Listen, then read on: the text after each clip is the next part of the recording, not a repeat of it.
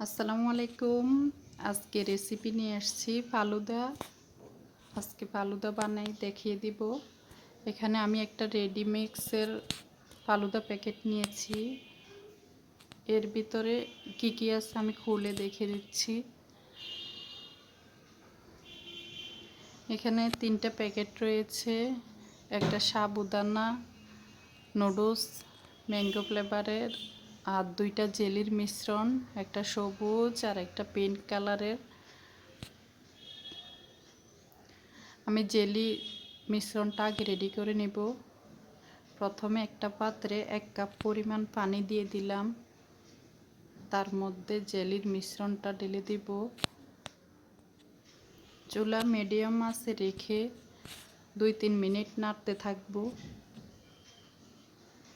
জেলির মিশ্রণটা গলে গেলে একটা পাত্রে ঢেলে নিব।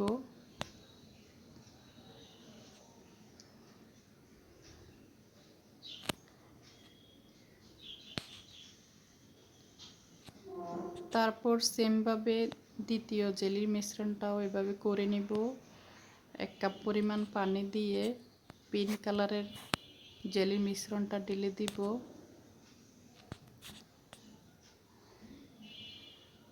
দুই 3 মিনিট ধরে এভাবে নাড়তে থাকবো যাতে জেলির মিশ্রণটা ভালো করে গলে যায়। চুলা কিন্তু মিডিয়াম আঁচে রাখতে হবে। জেলির মিশ্রণটা গলে গেলে একটা পাত্রে ঢালে নেব।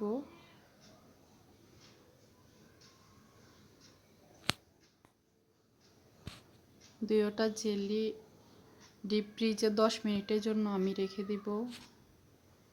তারপর এখানে সাবুদানা সিদ্ধ করে নিব। আপনারা চাইলে প্যাকেটের এটা দিয়ে দুধের মধ্যে ডাইরেক্ট করে নিতে পারেন।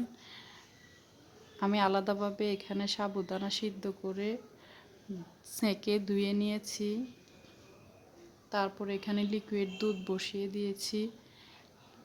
লিকুইড দুধের সাথে 1 কাপ পরিমাণ পাউডার দুধও দিয়ে দিয়েছি। এটা ঘন হওয়া পর্যন্ত নাড়তে থাকবো। তারপর দুধটা হয়ে গেলে আমি এখানে কিছু নুডলস সিদ্ধ করে নেব, যেহেতু প্যাকেটেরগুলো দিচ্ছি না। নুডলসগুলো সিদ্ধ করে ছেঁকে নেব। তারপর সিদ্ধ করে রাখা নুডলস সাবুদানা এখানে ভিজিয়ে দেব।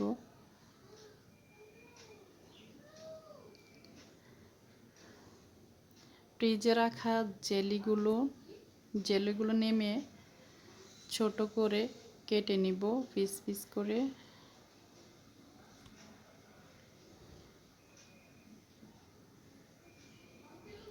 দুইটা জেলি এভাবে টুকরো টুকরো করে কেটে নিচ্ছি।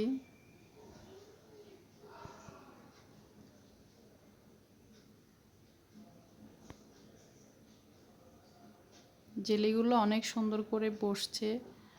আপনারা যদি 1 কাপ পরিমাণের বেশি পানি দেন তাহলে কিন্তু এভাবে জেলোগুলো বসবে না। একটা বাটিতে পরিবেশন করে নেব। ভিজিয়ে রাখা সাবুদানা নুডলস দুধের সাথে দিলাম। এখান থেকে একটু দিয়ে আমি দেখিয়ে দিচ্ছি।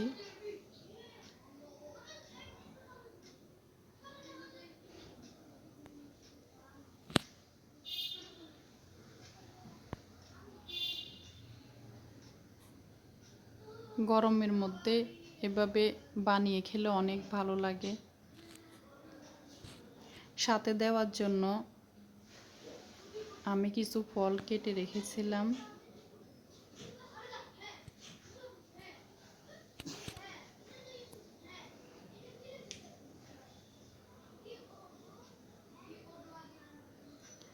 এখানে আনার দিয়ে দিব, তার মধ্যে কেটে রাখা আঙ্গুর, কলা এগুলো দিয়ে দিচ্ছি।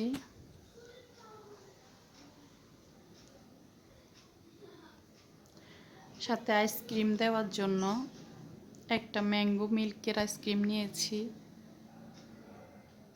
এই ম্যাঙ্গো মিল্কের আইসক্রিমটা আমার কাছে অনেক ভালো লাগে।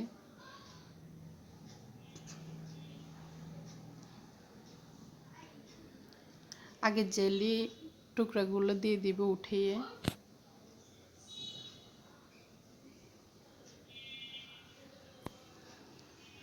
জেলিগুলো দেওয়াতে কালারটা আরও অনেক সুন্দর দেখা যায়।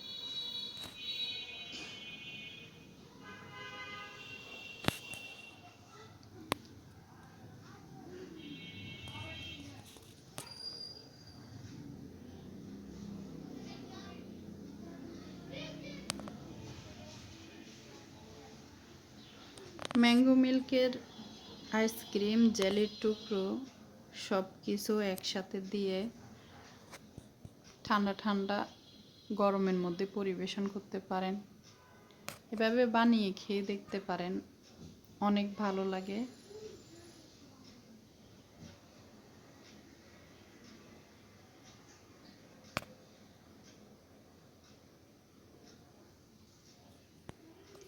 সবাইকে সাথে থাকার জন্য অনেক ধন্যবাদ।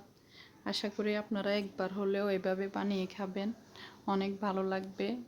আর আমার ভিডিও কেমন হয়েছে সবাই কমেন্টসে বলবেন। ধন্যবাদ সবাইকে।